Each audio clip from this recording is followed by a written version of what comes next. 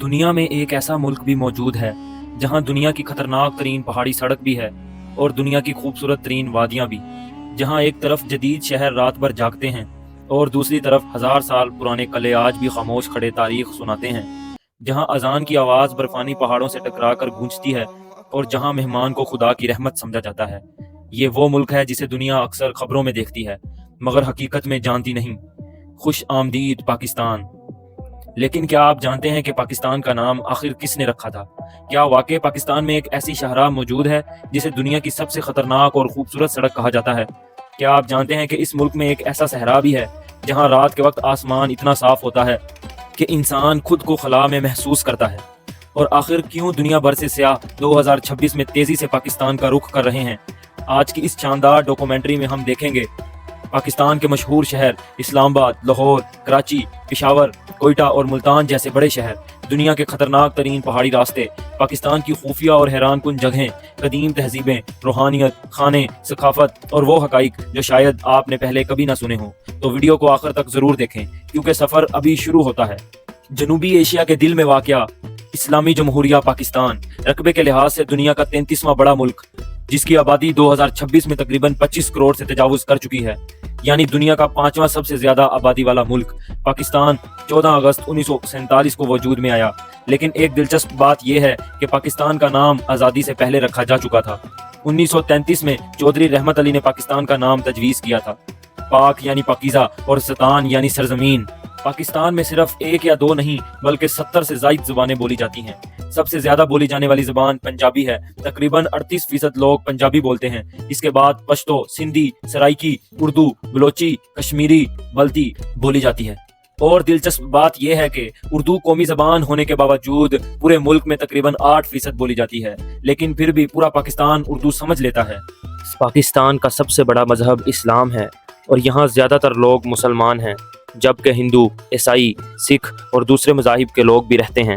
پاکستان کے چاروں طرف مختلف ممالک واقع ہیں، مشرق میں بھارت، مغرب میں افغانستان اور ایران، جبکہ شمال میں چین موجود ہے۔ سفر کا آغاز ہوتا ہے پاکستان کے دارالحکومت اسلام آباد سے، ایک ایسا شہر جو باقی جنوبی ایشیا سے بالکل مختلف محسوس ہوتا ہے۔ صاف سڑکیں، سبز پہاڑیاں اور حیران کن خاموشی۔ 1960 کی دہائی میں بسایا گیا یہ شہر ایک مکمل منصوبہ بندی کے تحت بنایا گیا تھا۔ یہاں ہر سڑک اور ہر علاقہ پہلے سے ڈیزائن کیا گیا، اور پھر فیصل مسجد، پاکستان کی پہچان، ترکی کے معمار نے اس مسجد کا ڈیزائن بنایا۔ اس کا انداز عام مسجدوں جیسا نہیں بلکہ ایک خیمے کی شکل میں ہے۔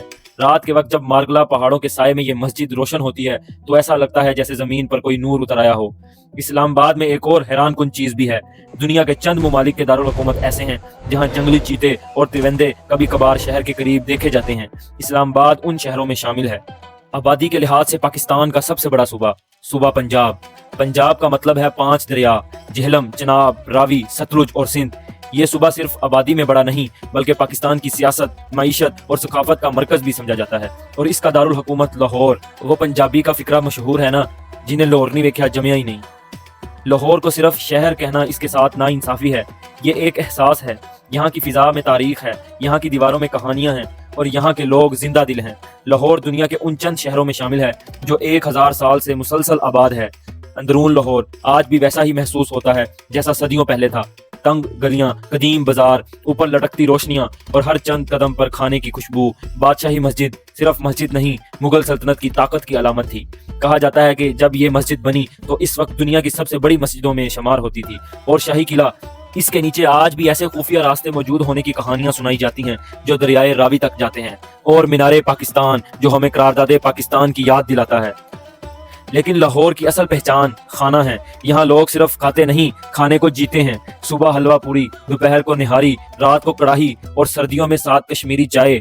فوڈ اسٹریٹس رات 3 بجے تک آباد رہتی ہیں۔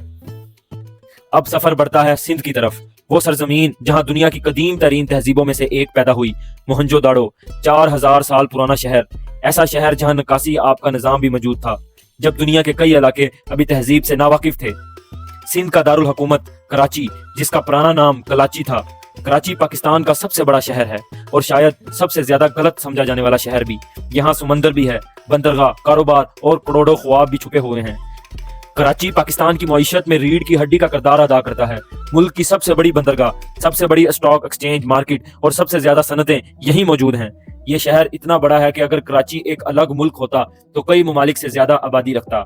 सी व्यू की शाम, बंस रोड के खाने, सदर की बरतानवी दौर की इमारतें और रात भर जागती सड़कें कराची को मुनफरिद बना देती हैं। अब चलते हैं खैबर पख्तूनख्वा की तरफ। पहाड़ों, कबायली रवायात और बहादुरी की सरजमीन। इसका दारुल हुकूमत पेशावर दुनिया के कदीम तरीन जिंदा शहरों में शुमार होता है। किस्सा ख़वानी बाजार में कभी दूर दूर से आने वाले काफिले रुकते थे। यहाँ बैठकर लोग कहानियां सुनाते थे, इसलिए इसका नाम पड़ा किस्सा ख़वानी बाजार। और फिर चपली कबाब, ऐसा जायका जो सिर्फ पेशावर में मिलता है। पाकिस्तान का सबसे बड़ा सूबा बलोचिस्तान, रकबा सबसे ज्यादा मगर आबादी सबसे कम और हुसन अल्फाज से बाहिर। इसका दारुल हुकूमत कोयटा, चारों तरफ पहाड़ों में घिरा हुआ शहर। बलोचिस्तान में दुनिया की नायाब तरीन मादनियात पाई जाती हैं और ग्वादर बंदरगाह, जिसे मुस्तकबिल का दुबई कहा जाता है। लेकिन असल हैरत अभी बाकी है।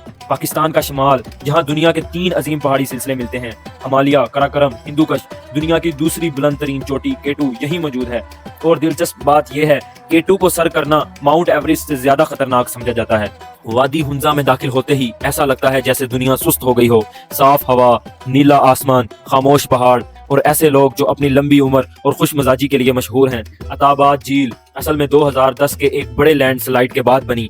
आज ये पाकिस्तान की खूबसूरत तरीन झीलों में शुमार होती है। अगर जन्नत का कोई दरवाजा जमीन पर है तो शायद वो सकरदू है। यहाँ सर्द सहरा भी है, नीली झीलें भी और बर्फानी चोटियां भी। रात के वक्त सकरदू का आसमान इतना साफ होता है कि कहकशां वाज़े नजर आती है, इसलिए दुनिया भर के फोटोग्राफर यहाँ आते हैं। इसके बाद जम्मू कश्मीर, नीलम वैली, पीर चनासी, ये जगहें हकीकत कम ख्वाब ज्यादा लगती हैं। बारिश के बाद जब बादल पहाड़ों के दरमियान उतरते हैं तो ऐसा लगता है जैसे आसमान जमीन पर आ गया हो।